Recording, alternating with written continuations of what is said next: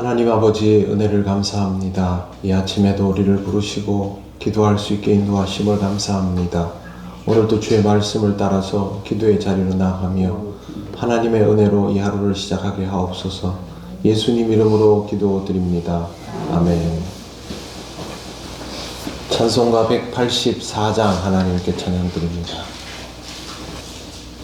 불길 같은 주 성령 간구하는 우리에게 지금 강림하셔서 영광 보여주소서.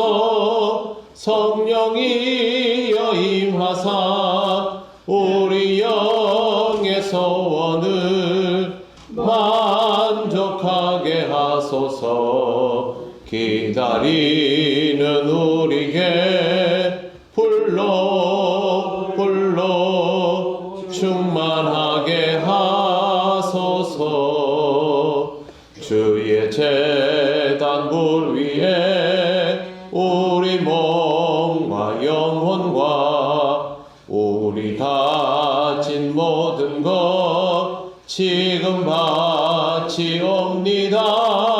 성령이여 임하사 우리 영의 소원을 만족하게 하소서. 기다리는 우리에게 불러 충만하게 하소서. 모든 것 다 바치고 비고 빈 내 마음에 성령 충만하도록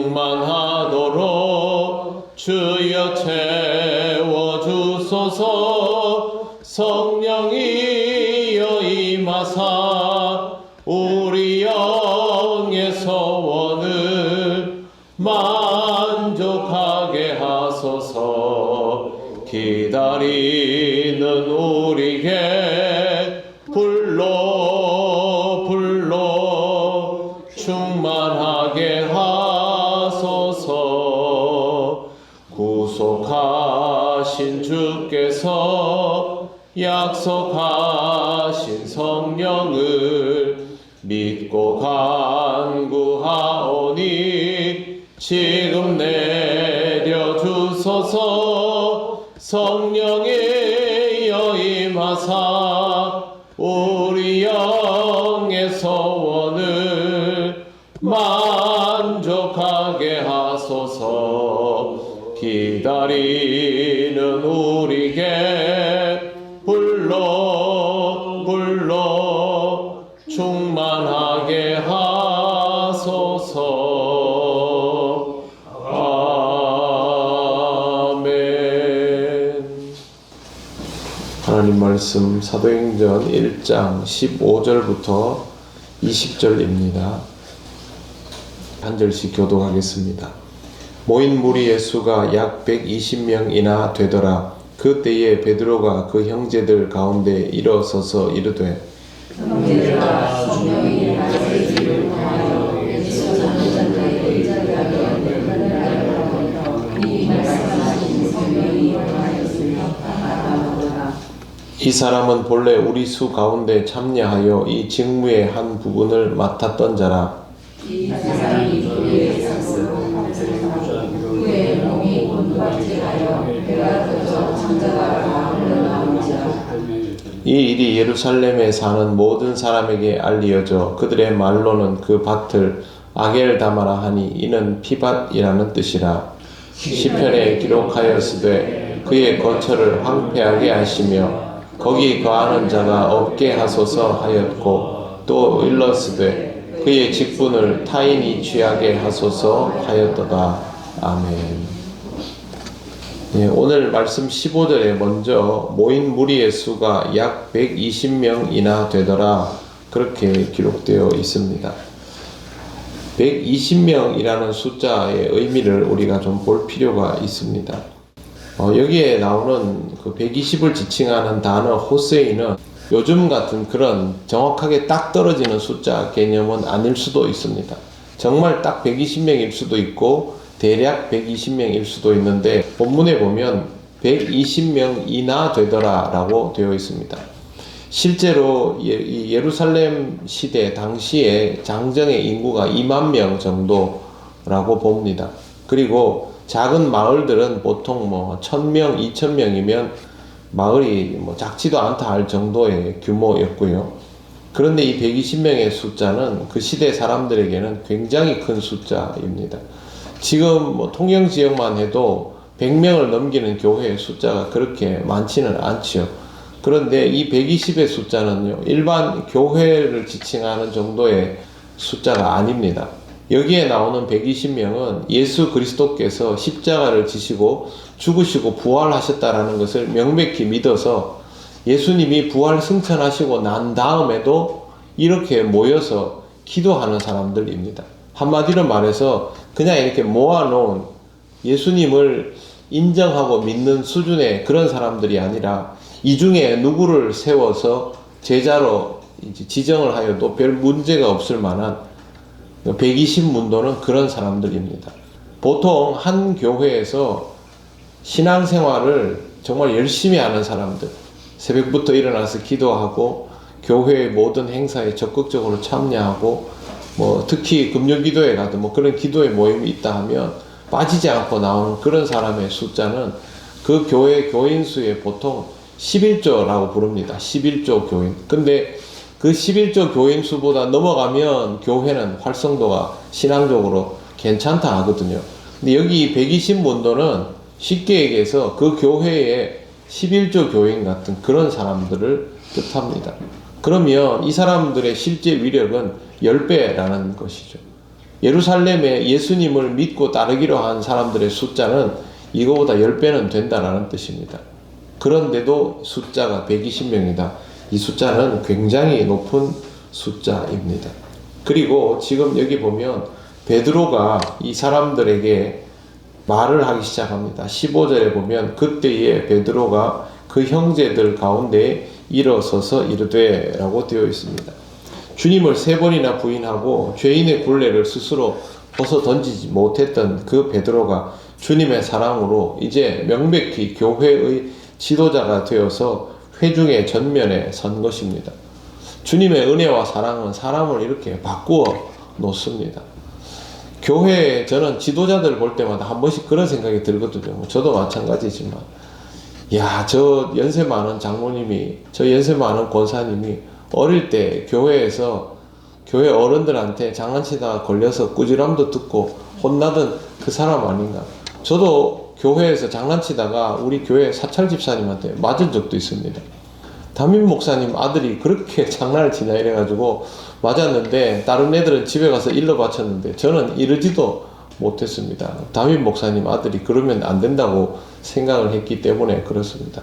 그런 저도 지금은 목회자가 되어 있고, 우리 그리스도인들은요, 하나님께서 어떤 순간 정말 죄악 가운데에서 스스로 이렇게 벗어나지 못하는 그 찰나에 하나님의 만져주심을 통해서 인격이 변하는 것을 경험하고 그때부터 새 인생을 살아갑니다.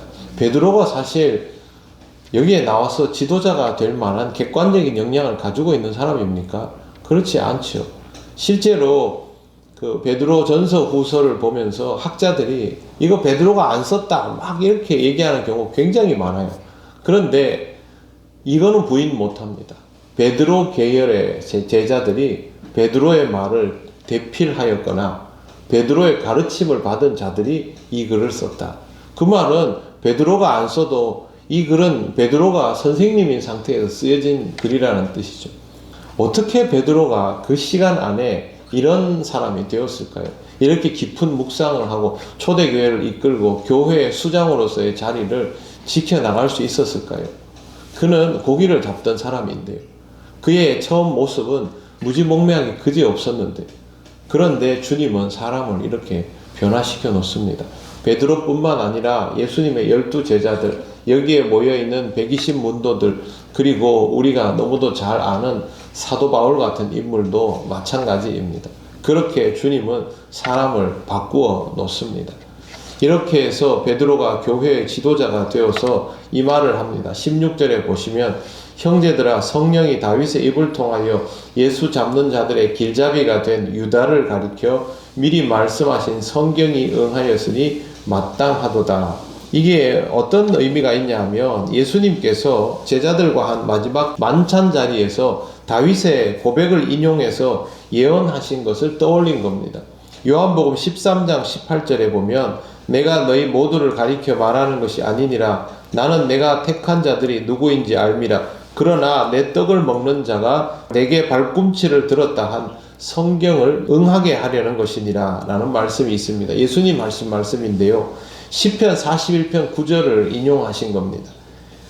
내가 신뢰하여 내 떡을 나눠 먹던 나의 가까운 친구도 나를 대적하여 그의 발꿈치를 들었나이다. 다윗이 자기 가까이 있던 사람들로부터 배신을 당하게 되었다. 이 고백을 한 건데 예수님께서 이걸 이제 인용해서 만찬 자리에서 배신자가 나올 거다라는 얘기를 하신 것입니다. 베드로는 이걸 떠올리고 있는 것이고, 그런데 배신자가 유다밖에 없습니까? 제자들이 다 도망쳤지 않습니까? 그래서 이 말을 굳이 거론하는 것은 지금 여기에 모여서 기도하는 이 120 문도들이 사실은 다 주님을 버리고 도망갔던 사람들인데, 그런데 이렇게 모여서 지금 함께 기도하고 그때의 일들을 스스로 부끄럽게 여기며 주님의 은혜 가운데서 얘기를 주고받는 겁니다. 예수님이 하셨던 말씀이 뒤늦게 떠올랐던 것이죠. 사람은 이렇게 변합니다. 신앙으로, 주님의 은혜로 변하고 또 이렇게 기회를 얻어서 하나님 앞에서 다시 한번 신앙으로 살아갈 수 있게 됨을 우리가 본문에서 볼 수 있습니다. 그런데 유다는 여기에 없죠. 유다가 여기에 없는 이유는 자기의 인생을 자기 스스로 결정하려 했기 때문입니다. 죄가 있고 없고의 차이는 없습니다. 모두 다 죄가 있습니다. 그러나 주님의 은혜로 이렇게 모여서 기도할 수 있는 공동체가 되었지 않습니까? 우리에게 있는 모든 부족함도 주님의 은혜 가운데에서 주님이 허락하시는 길로 나아가면 그것은 신앙의 길로, 기도하는 길로 나아가게 되는 것이고, 그렇지 못하면 유다처럼 자기 인생을 자기가 결정하려 들면 이렇게 비참한 말로에 처하게 되는 것입니다. 그러므로 우리도 주님의 은혜 받은 사람답게 기도를 통해서 더욱 힘써 기도의 자리로 나아가며 신앙의 길을 은혜로 알고 갈 수 있어야 할 것입니다. 오늘 여러분의 삶도 이와 같이 은혜 받은 자다운 삶이 되시기를 바랍니다. 아멘. 기도드리겠습니다. 하나님 감사합니다. 정말 많이 변한 베드로의 모습을 보면서 많이 변해 있는 우리의 모습도 다시 한번 확인합니다. 하나님의 은혜가 아니면 이렇게 이 시간 이곳에 나와 기도할 수도 없을 텐데, 하나님이 우리를 은혜 주시고 또 부르시고 깨우시고 우리로 하여금 이 길을 기쁘게 하셔서 기도할 수 있게 하심을 감사합니다. 초대교회의 120 문도처럼 주님과 함께하는 것을 기뻐하게 하시고 주님을 늘 따르는 제자들의 삶이 되게 하여 주시옵소서. 오늘도 하나님 은혜로 살아가오니 성령 하나님 우리를 인도하여 주옵소서. 예수님 이름으로 기도드립니다. 아멘. 하늘에 계신 우리 아버지, 아버지의 이름을 거룩하게 하시며 아버지의 나라가 오게 하시며 아버지의 뜻이 하늘에서와 같이 땅에서도 이루어지게 하소서. 오늘 우리에게 일용할 양식을 주시고 우리가 우리에게 잘못한 사람을 용서하여 준 것 같이 우리 죄를 용서하여 주시고 우리를 시험에 빠지지 않게 하시고 악에서 구하소서. 나라와 권능과 영광이 영원히 아버지의 것입니다. 아멘.